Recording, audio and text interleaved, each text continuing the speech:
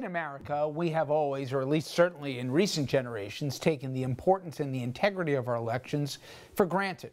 But not any longer. Not with Donald Trump in the White House and not in this election season. An election now just 36 days away. And with the president continuing to say things like this when asked if he will honor the election results. Will you commit to making sure that there is a peaceful transfer of power after the election? Well, we're going to have to see what happens. You know that I've been complaining very strongly about the ballots, and the ballots are a disaster. Get rid of the ballots, and you'll have a very peaceful. There won't be a transfer, frankly. There'll be a continuation. His efforts to undermine the election or our confidence in it continues on a near daily basis, even when the president isn't calling attention to it. I'll give you an example. We just learned the Postal Service failed to update nearly 2 million addresses and did so as people were voting by mail during this year's primaries. Or that House Speaker Nancy Pelosi, now she's actually prepping her members in case the House has to decide the outcome of the election, something that's only happened twice in our nation's history and hasn't happened since 196 years ago, but it could this time. But just about every time he gets in front of a camera these days, the president seems to signal some other previously unheard of step to try to throw this election into further chaos so he can emerge from the confusion like this. We want to make sure the election is honest, and I'm not sure that it can be. I don't know that it can be with this whole situation. Unsolicited ballots. They're unsolicited, millions being sent to everybody, and we'll see. And with revelation after revelation, including the latest with his taxes we led the program with, polls continue to show a smaller and smaller path to victory for Trump. We're going to have numbers in our next segment, but he seems to be leaning on the chaos route as a means, maybe his best means, to stay in office. So what could you do, he asked? Well, he continues to make false claims about the security of voting by mail. He's told supporters to vote absentee and then to vote again in person. So Trump's words, he could lead to in-person voter fraud. We've already seen unexpected delays in mail delivery. We talked about that. Would anyone be surprised if the Postal Service gets even slower in the final weeks of October leading up to the election? Trump has said he wants supporters acting as integrity squads at polling places, but we have already seen his supporters openly carrying rifles as they apply political pressure. Would you think twice about voting if armed people were outside your polling places? Say suppression. Now, Trump lawyers, they've already been challenging changes in states where more absentee and mail ballots have been accepted, including one headed to the Supreme Court. Now, of course, we expect Trump to challenge the election results, may ask for any mailed-in ballots received after the election not to be counted, and he may seek to stop all ballot counting after the night of November 3rd. Now, we know that Trump is working on plans to have friendly state legislatures refuse to accept results they don't like, again invoking an unproven fraud, and then have the legislatures appoint electors who will vote for Trump. As we mentioned earlier, confusion, it could push the election certainly past Election Day, maybe all the way to the House come early January, where the new Congress would vote with one vote per congressional delegation, putting even more emphasis on the election itself.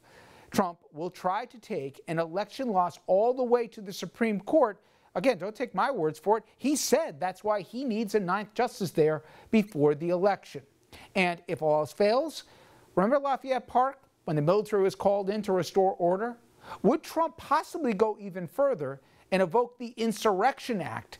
And who knows what would happen then? For more, let's bring in our guest, Rachael Kleinfeld. She, a member of the National Task Force on Election Crises and also a senior fellow at the Carnegie Endowment for International Peace. And Rachael, thank you for joining us. You wrote a real fascinating piece a couple weeks ago in the Washington Post I want to get to. But on Friday, I spoke to a member of the Transition Integrity Project, and they did all these scenarios where they saw this election going. As you mentioned, they're a bipartisan group. Everybody who's run political national campaigns, the state office holders that were in charge of elections. And the most frightening thing that came out of it was they gave up at a certain point because they couldn't find any scenarios where this ended peacefully and without major dislocation. And those off-ramps they kept looking for between now and the election, they couldn't find any plausible ones that could prevent some of the chaos that they think is all but inevitable. you know, it's a really scary scenario we're looking at in a little over a month from now, right? I do think that there are a number of scenarios where things can go quite wrong.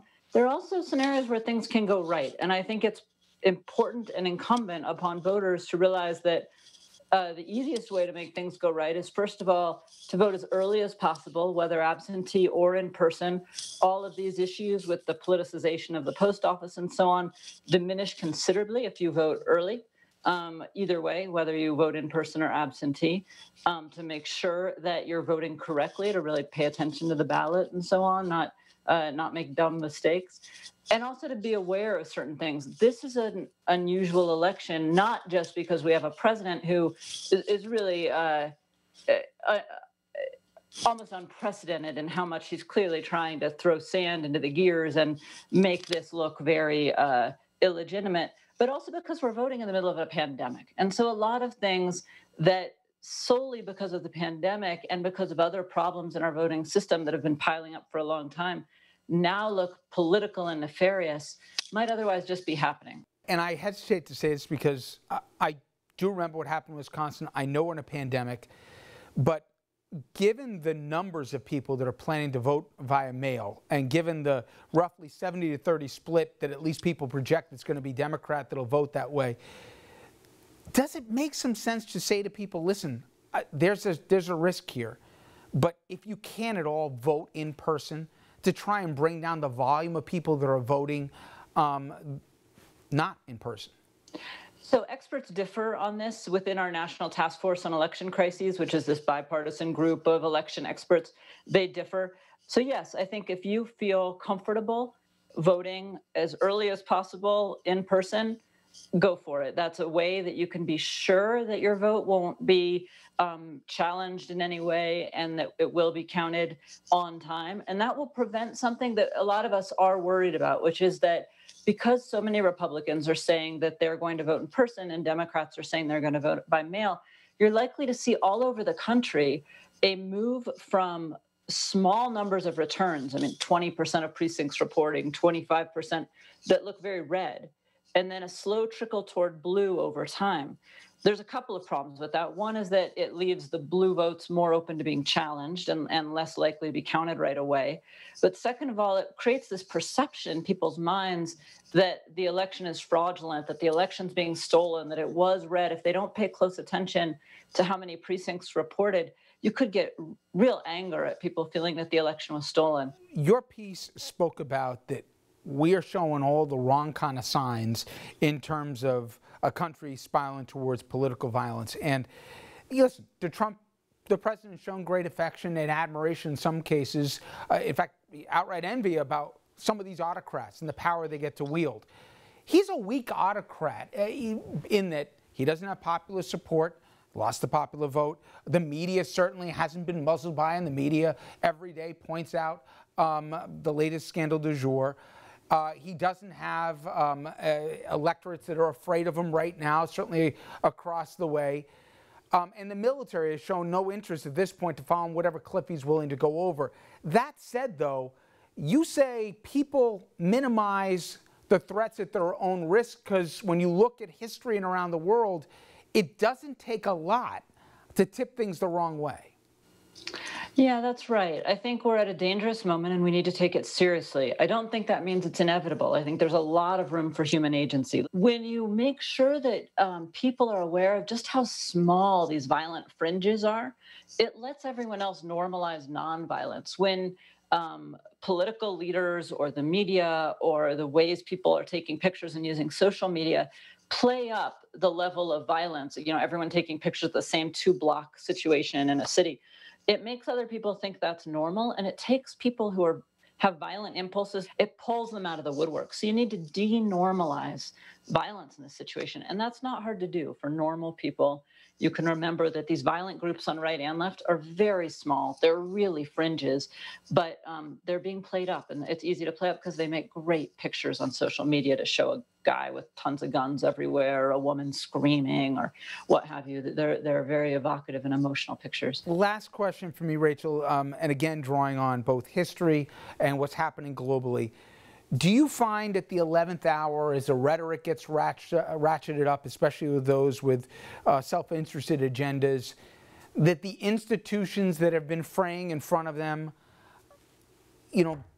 put their spines up? And by that I mean there's been a lot of lawmakers who have aided and abetted this president's worst impulses. The president thinks that he can call in the military, etc. And I've seen all the hopeful signs of condemnation, but there's from former people who had stars on their shoulders.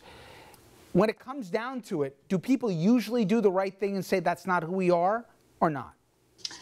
People react differently. I think the most worrisome sign to me is that while there has been violent rhetoric from both parties and from leaders of both parties, it is lopsided, and there is no way that any nonpartisan expert can say that it is equal. The Republican Party's leaders are failing at their job to denormalize violence and to also denormalize hateful rhetoric.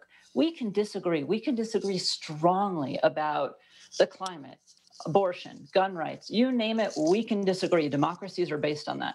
You can't normalize violence and have a democracy. You can't normalize a way of moving power without ballots. And so Republicans need to come out very loudly and condemn this, and particularly Republican leaders need to have the guts to do that. The fact that they have not been doing that on a broad and widespread scale is, to me, the most worrisome sign. Rachael Kleinfeld, I appreciate the time. Thank you so much. Thank you so much. Up next, Biden versus Trump in prime time. We're going to reset the race and discuss what each man needs to do tomorrow and also what they need to avoid. Stay with us.